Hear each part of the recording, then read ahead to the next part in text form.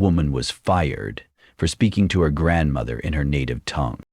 At Juniper and Ash, a sleek bistro in Santa Monica, powerful investor Landon Voss sat in silence as Naomi Ellis, a young black waitress, quietly answered a call in Mandarin. 30 seconds. A personal call. A moment of love. But that was all it took. He watched her with suspicion, made a single complaint, and by morning, she was gone. But when they picked Naomi, they didn't know who they were messing with. They didn't know she was raised with the discipline of two cultures, the strength of loss, and the fire of someone who spent her life learning to carry herself with quiet pride. What came next wasn't just justice. It was a reckoning. Before we go any further, comment where in the world you're watching from and make sure to subscribe, because the story you're about to hear isn't just about one woman. It's about all of us. Sunlight spilled across the empty dining room floor. Silverware gleamed. The espresso machine hissed softly. But behind that gentle quiet, something deeper was stirring, an imbalance of power, a silent judgment, and a voice about to rise. Her name was Naomi Ellis. She wore her hair in a simple twist and never left home without a notebook small enough to fit in her apron pocket. Naomi was 28, a waitress at an upscale bistro tucked between the beach and the boutiques of Santa Monica. The kind of place where the water glasses shimmered like crystal and the tip expectations were as heavy as the chairs.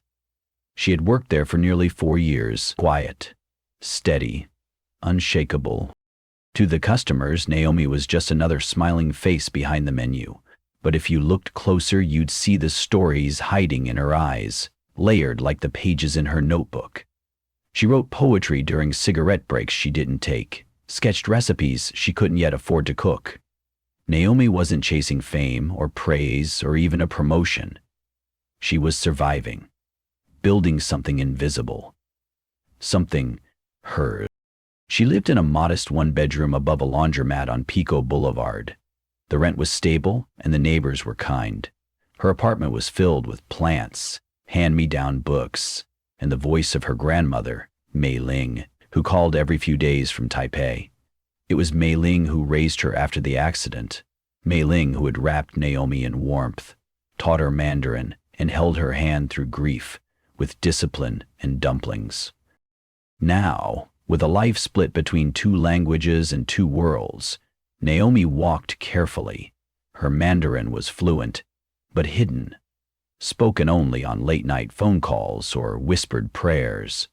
Because here, in this world of polished surfaces and silent expectations, people didn't expect a black woman to speak anything but English, and they definitely didn't expect it to sound like poetry when she did. Have you ever been somewhere that made you feel like parts of you had to stay folded away, like good linen saved for guests? Naomi had learned how to smile without giving too much away. She knew which guests liked their bread warm, which managers liked their lies clean. She played the part, not because she didn't know who she was, but because she knew exactly who they thought she should be. And still, through all that, she held her quiet dignity like a lantern. It was a Thursday afternoon, just after the lunch rush had faded like steam from a hot plate. The bistro had gone quiet. Only the soft clinking of glassware and the hum of the espresso machine filled the air. Naomi stood behind the service wall, polishing silverware for the 3rd time, not out of necessity but habit. That day she was wearing her usual black slacks, crisp white shirt, and the thin navy apron that always slid to the left. Her armor. That's when her phone buzzed, just once. The name on the screen made her heart pause. Nine. Her grandmother never called during work hours unless something was wrong. Naomi stepped behind the wine rack, nearly hidden from view, and answered. Nai, ni hao ma. Her voice was low, like a hum, each word in Mandarin flowing like water over stone. The conversation lasted no more than 30 seconds. A quick check-in about a missed prescription, a reminder to rest, and a promise to call later. Naomi's voice was gentle, the kind reserved for those who had once held you while the world fell apart. Then, just as quickly as it began, the call ended. Naomi slipped the phone back into her apron, exhaled, and returned to work, unaware that someone had been watching. From the corner booth, table 9, sat Mr. Landon Voss, a tech investor with a sharp jaw, tighter smile, and the quiet entitlement of someone used to being heard without speaking. Naomi had served him dozens of times before, always the same drink, always the same disinterest. But today, something in his gaze had changed. He watched her, not with curiosity but calculation, a flicker of something colder, discomfort, disdain. Have you ever been seen, not as yourself, but as a threat?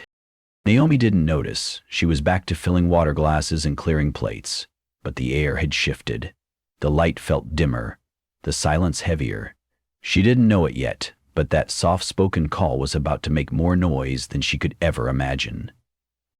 And sometimes, the smallest sounds carry the loudest consequences. The next day, Naomi's name was missing from the shift schedule. At first she thought it was a mistake. A misprint. These things happened, right? She walked into the staff office with the same calm professionalism she always carried, but as soon as she saw the manager's face, tight-lipped and nervous, she knew. Something had happened, something deliberate. "Naomi," the manager began, fingers fidgeting with a folder that looked more like a prop than a tool. "Can we talk for a moment?" The words came slow, rehearsed. A guest raised a concern. "About a phone call. During your shift." Naomi raised an eyebrow. "A concern?" "Yes, well, it's more about perception than policy," the manager said, voice strained. The guest said the conversation made him uncomfortable. He didn't understand what was being said, and he felt uneasy. Uneasy? From hearing a granddaughter speak to her elderly grandmother? In Mandarin? Naomi's voice stayed level. "I stepped off the floor. It was personal, respectful. I spoke quietly." The manager nodded. "Too quickly. We understand. But it's also about our brand, our image. We want our guests to feel familiar, safe." Safe. That word lingered in the air like a bad aftertaste. Safe from what? Have you ever been told, in polite language, that you are the danger in the room? Naomi knew. She didn't need them to say his name. Landon Voss, the man who sipped imported whiskey and tipped like it was charity. The man who heard a language he didn't understand and decided it meant suspicion. "I'm being let go because I spoke Mandarin?" she asked, each word slow and sharp. The manager hesitated. "It's complicated." But it wasn't. It was simple and deeply familiar. Naomi stood up. She didn't cry. She didn't plead. She had grown up knowing that silence can speak volumes, and that sometimes the most graceful thing you can do is leave the room with your dignity intact. Still, as she walked out, one thought echoed. Since when did love sound like a threat? Naomi didn't fight it, not at first. She took the final paycheck, the bland separation notice, and walked out without raising her voice. No scene, no protest.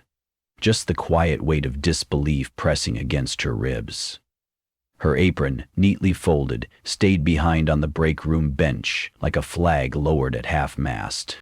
That evening, Naomi made dumplings alone. The smell of sesame oil and scallions filled her kitchen, but something felt hollow. When her grandmother called, Naomi kept her voice light, said she just needed rest. She didn't want Mei Ling to worry. It all felt so small. 30 seconds on the phone. A single language, spoken with love. But it had opened a door to something much bigger. Something uglier. The next morning, she stayed in bed longer than usual. Her phone buzzed, then buzzed again. A text from Milo, the dishwasher who'd worked beside her for years. They really did it? For that call? Naomi replied with 2 words. I'm fine. But she wasn't. Later that night, Milo posted a short message in a local Facebook group for service workers. No names, no drama, just the truth. A colleague fired for speaking Mandarin in an Asian fusion restaurant. Think about that. He wrote, and people did. By morning, the post had gone viral. Comments flooded in. This happened to my sister. Different language, same hate. I thought we were past this. Naomi watched it unfold quietly, the way you'd watch a storm gather outside your window. Part of her wanted to duck, to hide until it blew over, but another part, older, deeper, was tired of hiding. Have you ever wondered how many pieces of yourself you've silenced just to survive? She sat on the edge of her bed, holding her phone, staring at the empty screen. The world was listening now. But was she ready to speak? At first, Naomi didn't say a word. She let the internet do the talking. The post Milo shared had begun as a ripple. Then someone guessed the name of the restaurant. Then someone confirmed it. Photos of the menu surfaced online, paired with angry captions. They serve Szechuan duck but fire a woman for speaking Mandarin? By nightfall, the ripple became a wave. People from across the country chimed in. Hospitality workers, bilingual professionals, even strangers who had never set foot in California. They told their stories of being shamed for accents, of being told to speak English in their own country, of being made to feel like outsiders in rooms they worked twice as hard to belong to. Naomi sat on her couch, watching the storm unfold through her phone screen. She hadn't asked for this attention, hadn't sought a spotlight, but there it was, glowing bright. In her inbox were messages from journalists, podcast hosts, even an advocacy group for multilingual rights. She wasn't angry, not yet. But something inside her had shifted. Not a flame, but a pilot light, steady and quiet. That night, she opened her notes app. She didn't craft a speech or a rant. She wrote a truth. My name is Naomi Ellis. I was let go from my job at a restaurant in Santa Monica because a guest felt uncomfortable hearing me speak Mandarin to my grandmother on the phone. I wasn't loud. I wasn't unprofessional. I was just a granddaughter speaking with someone she loves. That's all it took to lose my job. She posted it. Within 12 hours, it had over 50,000 likes. Have you ever realized your quiet truth could echo louder than someone else's power? Naomi closed her phone. For the first time in days, she slept without clenching her fists, not because the battle was over, but because she'd finally spoken, and this time she hadn't whispered. 3 days after her post went viral, Naomi received an email with a subject line that felt colder than it should have. Request for conversation. Juniper and Ash response. It was from a legal representative, polite, polished, but hollow. We acknowledge the recent attention surrounding your departure. We'd like to offer a resolution that ensures both sides are heard. Naomi read the message 3 times. She didn't reply. Not yet. Instead, she laced up her sneakers and walked the 4 blocks to the beach. The breeze was brisk, the waves steady. There's something about the ocean. It doesn't lie. It doesn't pretend. It just is. What would you do if the people who wronged you came back, not to make it right, but to make you quiet? The next morning, Naomi agreed to the meeting. They gathered in a small rented office near Westwood. Landon Voss wasn't there. Of course not. Just a corporate attorney with elevator music for a voice and her former manager, Clara, sitting with her shoulders locked and eyes darting like she was trapped inside her own silence. We'd like to offer a public apology, the attorney said, and a financial settlement. In return, we ask for a mutual agreement, closure, and no further public statements. Naomi tilted her head. Closure? For whom? The man fumbled.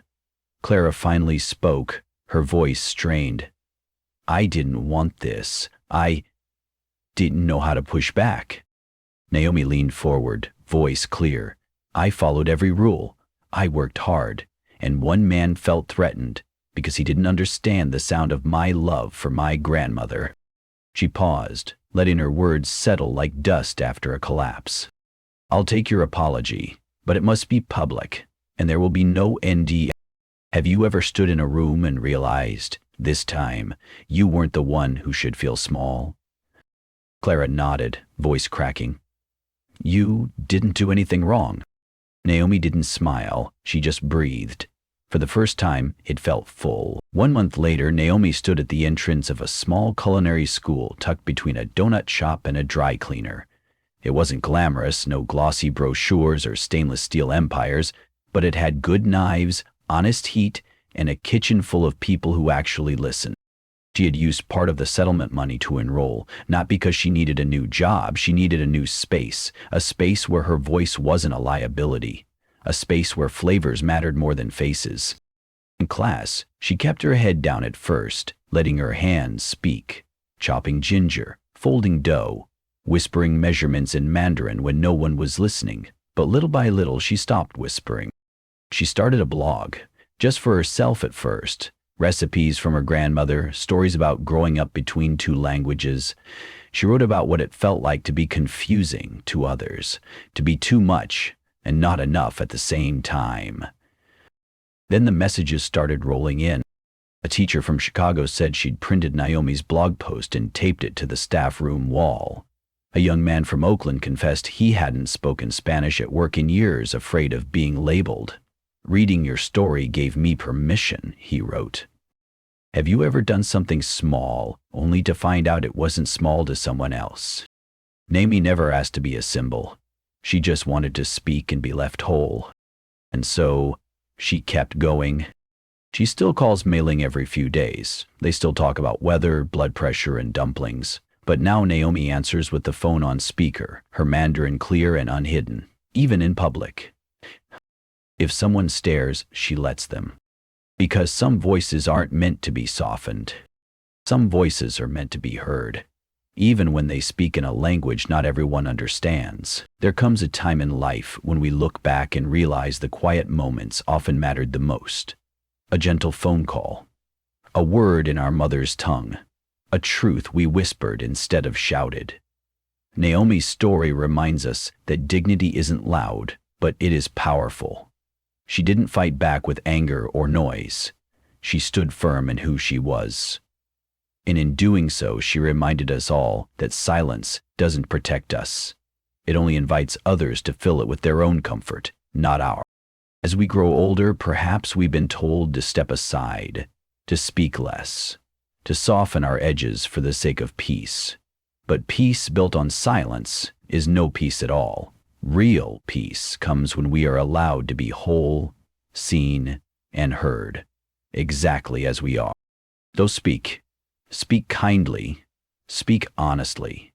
And when you do, know that someone else, perhaps someone younger, is listening and learning that their voice matters too. Naomi stood at the stove, stirring a pot of soup the way her grandmother once taught her.